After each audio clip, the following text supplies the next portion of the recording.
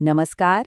अगर आपका लग्न कर्क है तो ये समझ लीजिए कि ब्रह्मांड आपके लिए एक बहुत ही गहरी, एक बहुत ही महत्वपूर्ण परीक्षा तैयार कर रहा है। जी हाँ, हम बात कर रहे हैं शनि के रेवती नक्षत्र में गोचर की। ये एक ऐसी ज्योतिषीय घटना है जो आपके भाग्य की पूरी दिशा ही बदल सकती है। तो चलिए इसे गहराई से समझते हैं। चलिए, इस पूरे विश्लेषण की शुरुआत सीधे इसी एक वाक्य से करते हैं। स्रोत के अनुसार ये जो समय है, ये आपके लिए भाग्य की परीक्षा का है। देखिए, ये कोई मामूली बदलाव नहीं है। ये एक ऐसी अवधि है जो सचमुच आपके भाग्य का फैसला कर सकती है, उसकी दिशा तय कर सकती है। तो इस भाग्य की परीक्षा का आखिर मतलब क्या है? इसे समझने के लिए हमें सबसे पहले ग्रहों की उस खास पोजीशन को समझना होगा जो इस पूरे घटनाक्रम की जड़ है, उसकी नींव है। जरा इस स्लाइड पर गौर कीजिए। यहाँ सबसे जरूरी बात यह है कि कर्म के ग्रह शनि आपके भाग्य के यानी 9वें भाव में गोचर कर रहे हैं। लेकिन असली खेल तो इस बात में है कि शनि आपके 7वें भाव यानी रिश्ते और 8वें भाव यानी बड़े बदलाव और ट्रांसफॉर्मेशन के भी स्वामी हैं। ज्योतिष में जब ये तीन चीजें कर्म, भाग्य और रिश्ते एक साथ जुड़ जाती हैं तो इसका असर बहुत ही गहरा होता है। चलिए अब उस असली तनाव पर आते हैं, उस मुख्य संघर्ष पर जो इस गोचर को खास तौर पर कर्क लग्न वालों के लिए इतना चुनौतीपूर्ण बना देता है। ये दो ग्रहों की अपनी मूल प्रकृति का टकराव है। यहाँ देखिए, इस टकराव को समझना बहुत जरूरी है। एक तरफ है शनि की अनुशासित गंभीर ऊर्जा जो हर चीज को नियम, कायदे और स्ट्रक्चर में रखना चाहती है, और दूसरी तरफ है चंद्रमा की भावनात्मक, कोमल और उतार चढ़ाव वाली प्रकृति जो आपके कर्क लग्न का स्वामी भी है। ये बिल्कुल वैसा है जैसे एक बहुत ही सख्त टीचर का सामना एक बेहद संवेदनशील कलाकार से हो रहा हो, और इसी टकराव की वजह से आपको मानसिक दबाव और इमोशनल टेस्ट जैसा महसूस हो सकता है। तो ठीक है, इस ग्रह स्थिति का हमारे प्रैक्टिकल जीवन पर, मतलब हमारे करियर और पैसों पर क्या असर पड़ेगा? चलिए अब इस पर नजर डालते हैं। देखिए, करियर के लिहाज से ये समय कोई तेजी से छलांग लगाने का नहीं है, बल्कि एक मजबूत नींव बनाने का समय है। हो सकता है शनि आपको तुरंत प्रमोशन ना दे, लेकिन वो आपके काम की दिशा को ही पूरी तरह बदल सकता है। आप शायद खुद को रिसर्च या किसी आध्यात्मिक काम की तरफ खिंचता हुआ पाएं। विदेश से भी अच्छे अवसर आ सकते हैं, लेकिन यहाँ धैर्य रखना होगा क्योंकि शनि अपना इनाम देने में हमेशा समय लेता है। और जहाँ तक पैसों की बात है तो यहाँ भी थीम धीमी और स्थिर प्रगति की ही है। आपकी इनकम स्टेबल रहेगी, लेकिन शायद बहुत तेजी से ना बढ़े। यहाँ एक दिलचस्प बात यह है कि आपके खर्च करने का तरीका बदल सकता है। हो सकता है आप भौतिक चीजों पर कम और सार्थक कामों पर, जैसे किसी धार्मिक या आध्यात्मिक गतिविधि पर ज्यादा खर्च करने लगे। अब बात करते हैं जीवन के एक बहुत ही निजी, बहुत ही व्यक्तिगत क्षेत्र की, हमारे रिश्ते।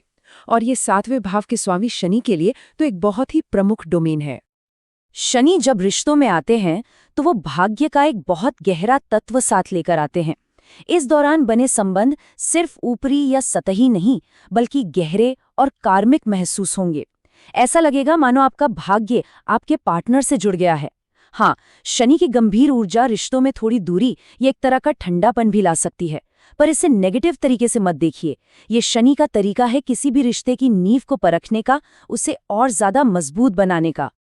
ये जो कार्मिक कनेक्शन की बात है, ये सिर्फ ज्योतिष की किताबों तक सीमित नहीं है।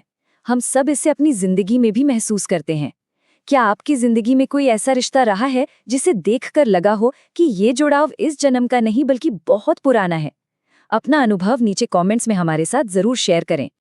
चलिए अब इन भौतिक चुनौतियों से आगे बढ़कर उन आध्यात्मिक अवसरों की तरफ देखते हैं जो ये गोचर अपने साथ ला रहा है, क्योंकि असल में ये कठिनाइयां आपके विकास के लिए ही हैं।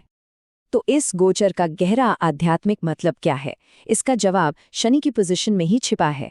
शनि है 9वें भाव में, जो आपके जीवन के उद्देश्य, आपके धर्म का घर है, और वो भी रेवती नक्षत्र में, जो सभी नक्षत्रों में अंतिम है और आध्यात्मिक मार्गदर्शन और यात्रा के अंत का प्रतीक है।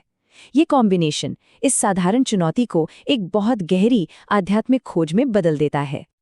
और ये स्लाइड कितनी खूबसूरती से दिखाती है कि बाहरी जीवन में जो भी बदलाव हो रहे हैं वो असल में आपको एक आंतरिक, एक अंदरूनी बदलाव की ओर धकेल रहे हैं।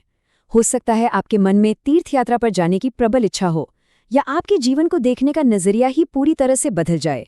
ये आपके विश्वास की परीक्षा का भी समय है। ये समय आत्मचिंतन के लिए बहुत शक्तिशाली है। जरा सोचिए, अगर आप अपने जीवन में किसी एक चीज को बदलना चाहें या उसमें और गहरा अर्थ खोजना चाहें, तो वो क्या होगी? हमें कमेंट्स में जरूर बताइएगा। क्या पता आपका अनुभव किसी और के लिए प्रेरणा बन जाए। तो अब तक हमने जो कुछ भी समझा है, आइए उसे एक साथ जोड़कर एक साफ और शक्तिशाली निष्कर्ष निकालते हैं और आगे बढ़ने के लिए कुछ प्रैक्टिकल सलाह पर भी नजर डालते हैं। इस पूरे विश्लेषण का जो सबसे मजबूत सच है वो यही 3 बातें हैं: धीमी वृद्धि, कार्मिक स्पष्टता और आध्यात्मिक जागृति। ये समझ लीजिए कि ये अवधि धीमी लेकिन बहुत ही गहरे विकास की एक प्रक्रिया है। आपको अपने कर्मों और रिश्तों को लेकर एक क्लैरिटी मिलेगी और ये सब मिलकर आपको एक आध्यात्मिक जागृति की ओर ले जाएगा। तो इस रास्ते पे चलना कैसे है? बस ये 3 बातें याद रखनी है। पहली, मानसिक संतुलन। शनि और चंद्रमा का संघर्ष मन पर दबाव डालेगा, इसलिए शांति बनाए रखना आपकी पहली प्राथमिकता होनी चाहिए। दूसरी, रिश्तों में धैर्य। याद रखिए, ये एक कार्मिक परीक्षा है, इसलिए धीरज से काम लेना बहुत जरूरी है। और तीसरी बात, अपने स्वास्थ्य को बिल्कुल भी नजरअंदाज ना करें। शनि की दृष्टि आपके स्वास्थ्य के भाव पर भी है, इसलिए अपना ध्यान रखना बेहद जरूरी है। और अंत में बस इतना ही कहूंगा कि इस गोचर को सिर्फ एक चुनौती की तरह मत देखिए, इसे एक अवसर की तरह देखिए। ये एक ऐसी यात्रा है जो आपके कर्मों का हिसाब किताब साफ करेगी और आपको आपके जीवन के गहरे उद्देश्य के और भी करीब ले जाएगी।